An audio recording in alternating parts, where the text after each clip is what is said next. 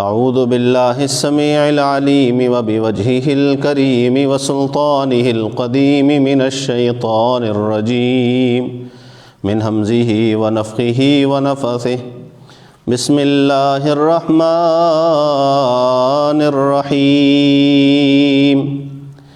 وَإِن طَائِفَتَانِ مِنَ الْمُؤْمِنِينَ اقْتَتَلُوا فَأَصْلِحُوا بَيْنَهُمَا فَإِن بَغَتْ إِحْدَاهُمَا عَلَى الْأُخْرَى فَقَاتِلُوا الَّتِي تَبْغِي حَتَّى تَفِيءَ إِلَى أَمْرِ اللَّهِ فَإِن فَاءَتْ فَأَصْلِحُوا بَيْنَهُمَا بِالْعَدْلِ وَأَقْسِطُوا إِنَّ اللَّهَ يُحِبُّ الْمُقْسِطِينَ انما المؤمنون اخوة فاصلحوا بين اخويكم واتقوا الله لعلكم ترحمون۔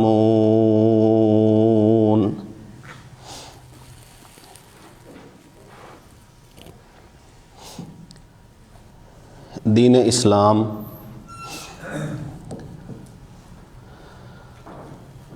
عدل و اعتدال کا دین ہے۔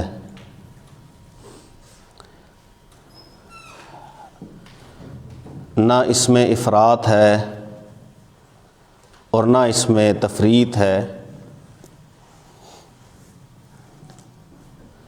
اور اس کی حدود و قیود وہ اللہ رب العزت نے مقرر فرمائی ہیں۔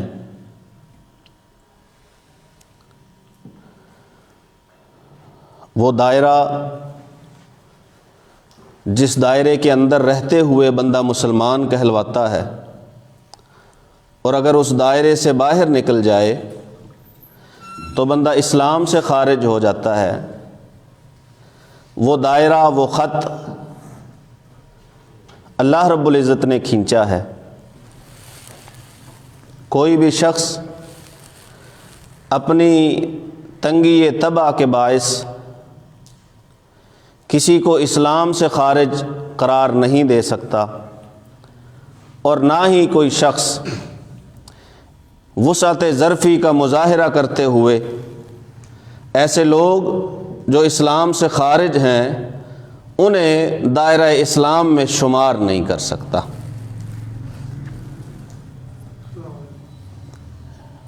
کسی کا اسلام اور کسی کا کفر، اس کا فیصلہ اللہ فرمائیں گے یا اللہ کے رسول فرمائیں گے؟ کوئی شخص اپنے طور پہ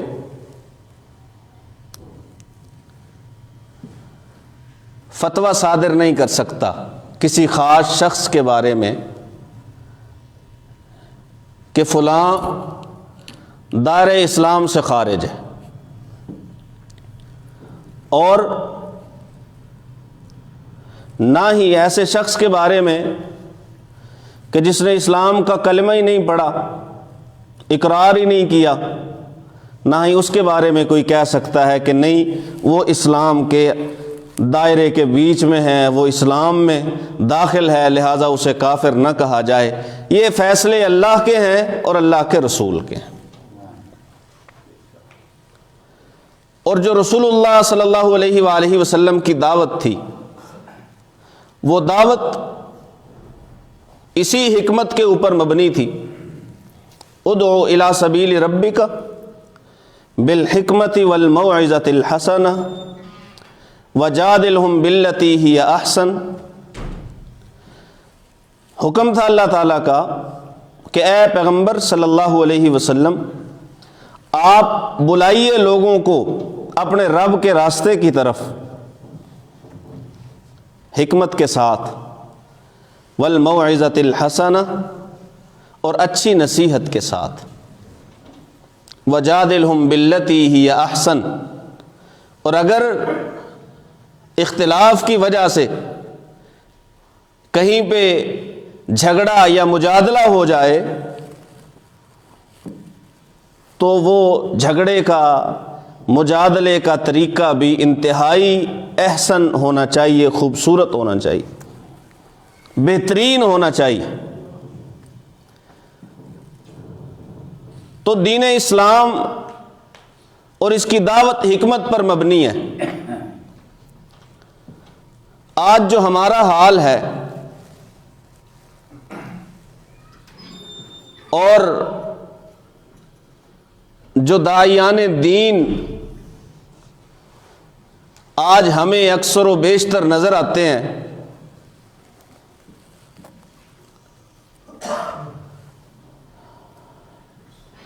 کہ بعض لوگوں کو اپنے نظریے کے تحت مسلمانوں کو، کلمہ گو لوگوں کو دائرہ اسلام سے خارج قرار دیتے ہیں۔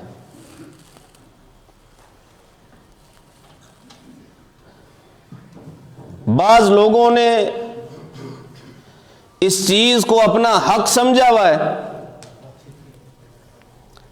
وہ سمجھتے ہیں کہ میں یا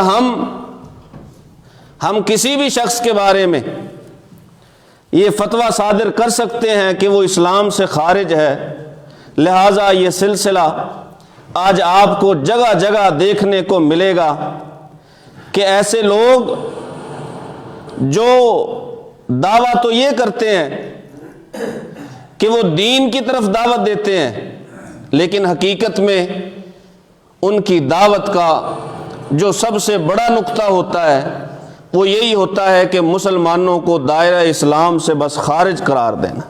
فلاں بھی کافر ہے، فلاں بھی کافر ہے، فلاں بھی کافر ہے، امت کو بانٹ ڈالا، کافر بنا کر امت پہ اے فقیہ ہو احسان ہے تمہارا، اسلام اے فقیہ ہو ممنون ہے تمہارا۔ یعنی اسلام پہ سب سے بڑا احسان یہ کیا کہ امت کو کافر کافر کہہ کے آپس میں بانٹ ڈالا، توڑ ڈالا، جبکہ کسی معین شخص کے بارے میں یہ کہنا کہ تو کافر ہے شریعت اس کی اجازت ہی نہیں دیتی۔ رسول اللہ صلی اللہ علیہ وسلم نے فرمایا کہ جو آدمی کسی دوسرے آدمی کو اپنے مسلمان کو کہتا ہے کہ کافر،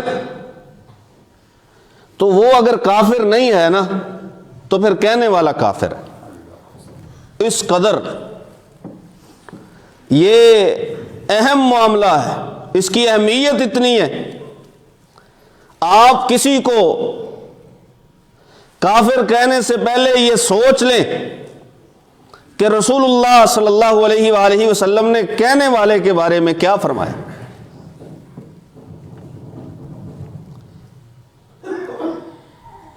ہم نے تو آسان سمجھا ہوا ہے کہ کوئی مسئلہ ہی نہیں، کہہ دو، کسی کو مشرک کہہ دو، کسی کو کافر کہہ دو، کسی کو گستاخ کہہ دو، اور ایسے الزامات لگا کے اس کی جان لے لو۔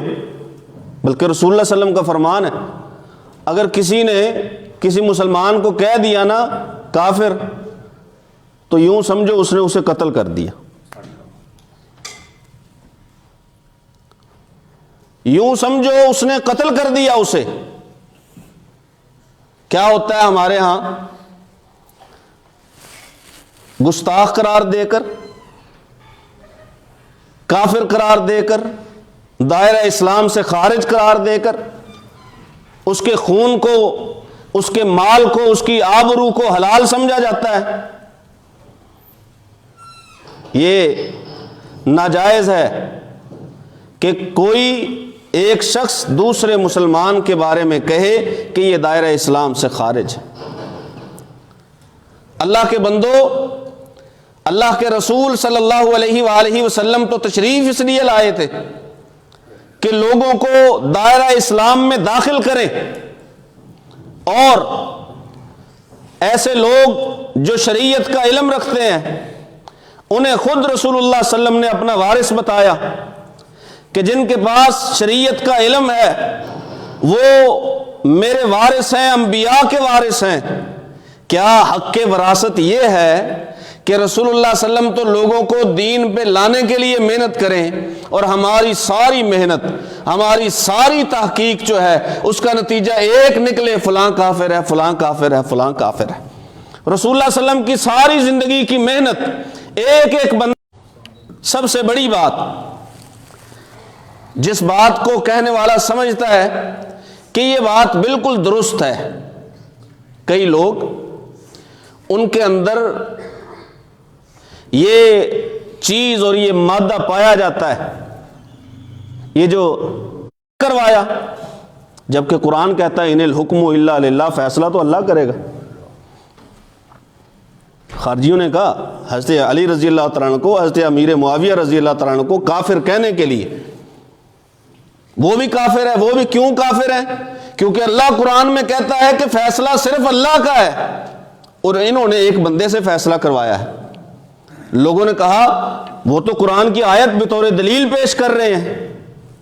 حضرت علی رضی اللہ تعالیٰ نے فرمایا تھا کلمۃ حق ارید بہا باطل، بات سچی ہے، یہ جو ان الحکم الا للہ ہے، یہ اللہ کا کلام ہے، یہ حق ہے، لیکن جو اس سے مراد لے رہے ہیں نا وہ باطل ہے، جو اس سے مراد لی جا رہی ہے وہ باطل ہے۔ حق گوئی کا بخار چڑھا ہونا ذوالخویسرہ تھا، رسول اللہ صلی اللہ علیہ وسلم نے مال غنیمت تقسیم کیا یا اور کوئی مال تقسیم کیا، وہ بول پڑا، کہنے لگا اللہ کے پیغمبر انصاف کیجئے۔ خیال اس کا کیا تھا کہ میں حق گوئی کروں گا۔ اب پیغمبر کے مقابلے میں حق گوئی، پیغمبر ایک طرف ہے، یہ دوسری طرف کھڑا ہے اور کہتا ہے میں حق گوئی۔ بعض لوگ آپ دیکھتے ہیں آج کہ رسول اللہ صلی اللہ علیہ وسلم کے ساتھیوں کے بارے میں، صحابہ کرام رضوان اللہ علیہم اجمعین کے بارے میں تاریخ سے کچھ باتیں اٹھا کر یا کسی کی کہی ہوئی بات کو نقل کر دیتے ہیں اور کہتے کیا ہیں، اور اس بات میں صحابی کی تنقیص ہوتی ہے، اہانت ہوتی ہے، بے عزتی ہوتی ہے، اسے اٹھا کے لوگوں کے درمیان پھیلایا جاتا ہے، نشر کیا جاتا ہے، عام کیا جاتا ہے۔ دعویٰ کیا ہے کہ ہم تو حق بیان کر رہے ہیں۔ یاد رکھیے جو آپ حق بیان کر رہے ہیں، اگر اس حق کی زد میں صحابہ آ جائیں، اس حق کی زد میں اللہ کے پیغمبر آ جائیں، پھر کیا کرو گے؟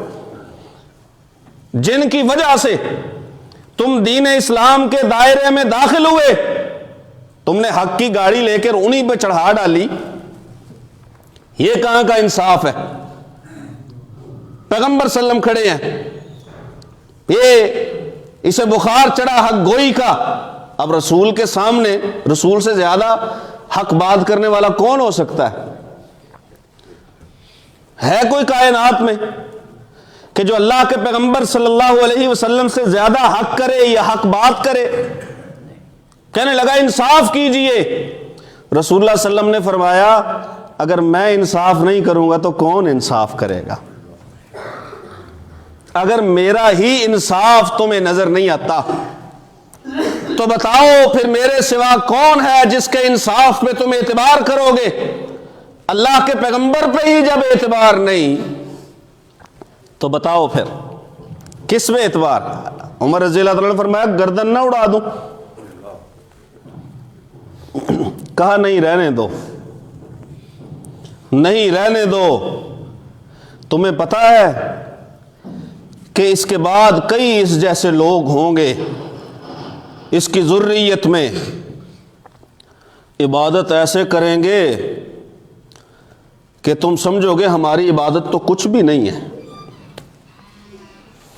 تلاوت ایسے کریں گے کہ تم سمجھو گے ہماری تلاوت تو کچھ بھی نہیں ہے، عبادت میں، تلاوت میں، حق گوئی میں بات کریں گے زبردست، عمل تم ان کا دیکھو گے حیران رہ جاؤ گے، لیکن دین سے ایسے نکل چکے ہوں گے جیسے تیر کمان سے نکل جاتا ہے۔ کمان سے تیر نکلا، تیر کا کچھ بھی کمان میں باقی نہیں رہا، ایسے لوگ ہوں گے۔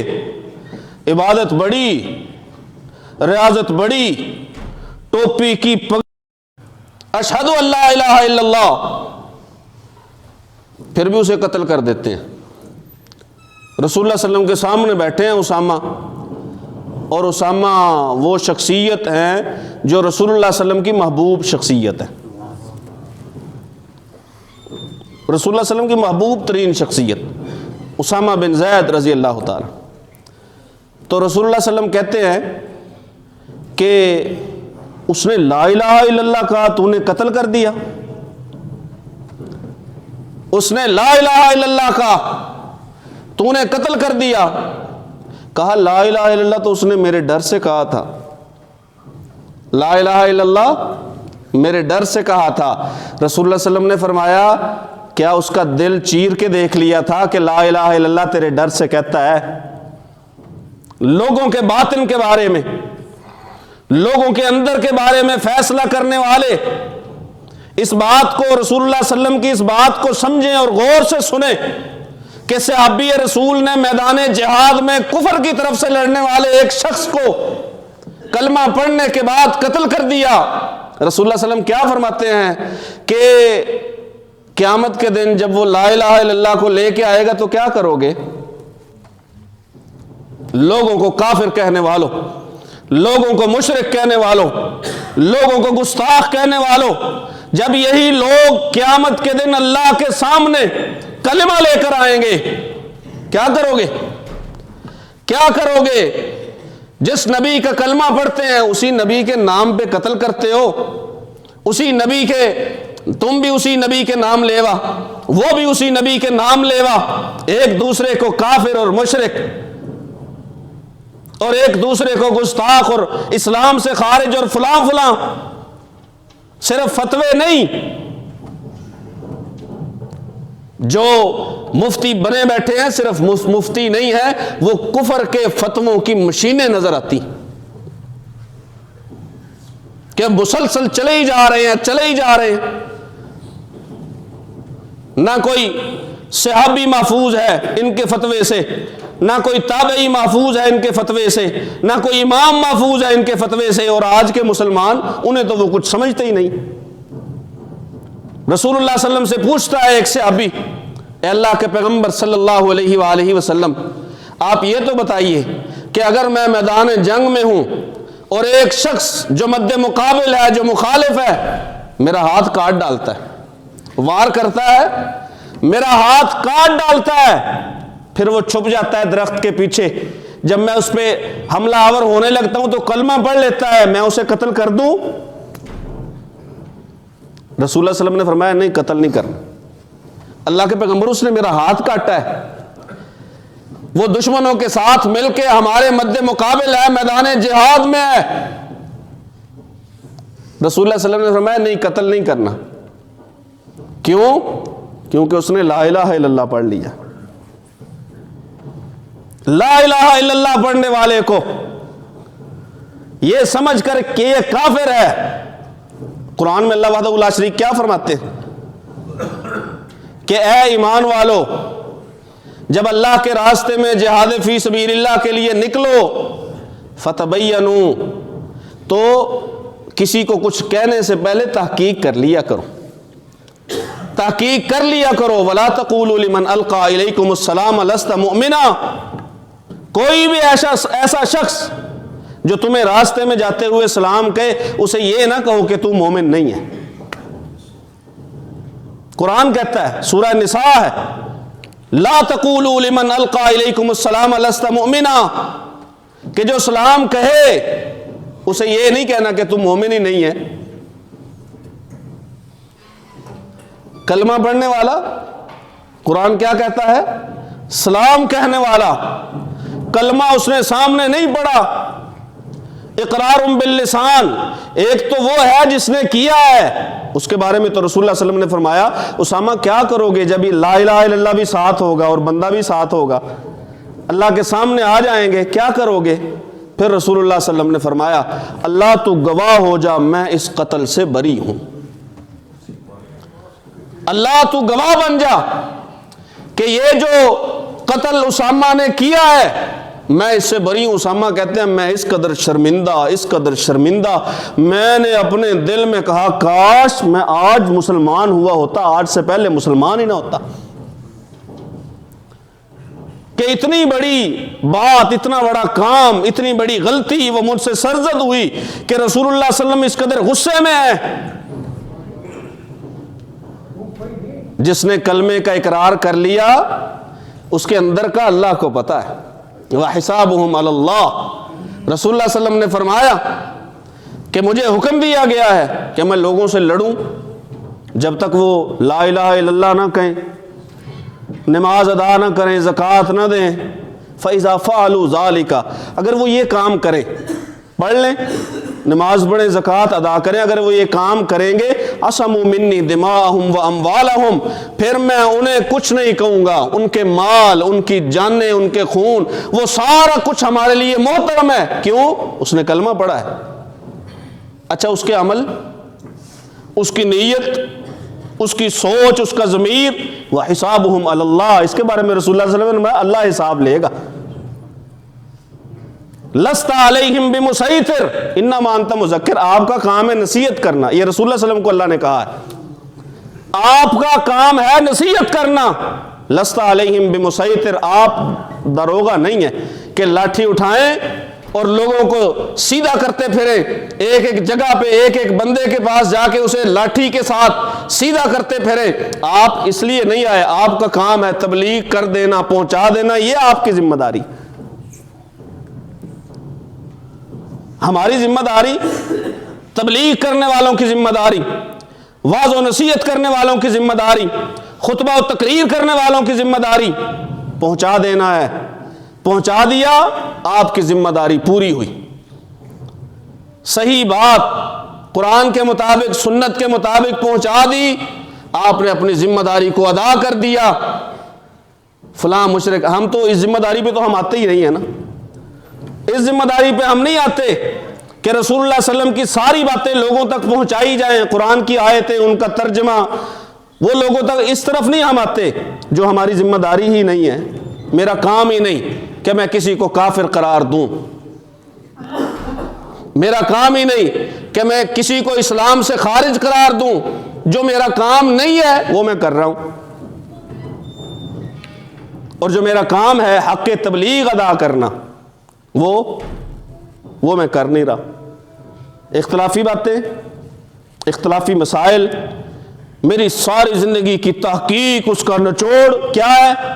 وہ کافر ہے, وہ مشرک ہے, وہ گستاخ ہے, وہ اسلام سے خارج ہے. ساری زندگی کی تحقیق اختلاف, اور اتفاقی باتیں وہ آپ میرے منہ سے کبھی نہیں سنیں. یہ ہماری آج کی حالت ہے, اور یہ حالت اصلی ہے جو ہمیں نظر آ رہی ہے, جو ہم دیکھ رہے ہیں. ہم اسی ماحول میں بڑے ہوئے, ہم اسی ماحول میں پڑھے, ہم نے ایسے ہی لوگوں کو سنا اور ہم ایسے ہی لوگوں سے متاثر ہوئے. اللہ کے بندو, اگر متاثر کن شخصیت ہے کوئی کائنات میں سب سے زیادہ تو وہ محمد الرسول اللہ صلی اللہ علیہ وسلم, وہ رسول اللہ صلی اللہ علیہ وسلم ہے. ان کی محنت دین میں داخل کرنے کے لیے, آپ کی محنت بھی لوگوں کو دین میں داخل کرنے کے لیے ہونی چاہیے, دین کی طرف لانے کے لیے ہونی چاہیے, دین سے باہر نکالنے کے لیے نہیں ہونی چاہیے. کوئی بھی ایسا شخص جو آپ جیسی ٹوپی نہ پہنے, جو آپ جیسی پگڑی نہ پہنے, جو آپ جیسے کپڑے نہ پہنے, جو آپ جیسا جوتا نہ پہنے, وہ کافر نہیں ہوتا, وہ مشرک نہیں ہوتا, وہ گستاخ نہیں ہوتا, وہ جو ہے اولیاء اللہ کا گستاخ اور بے ادب نہیں ہوتا.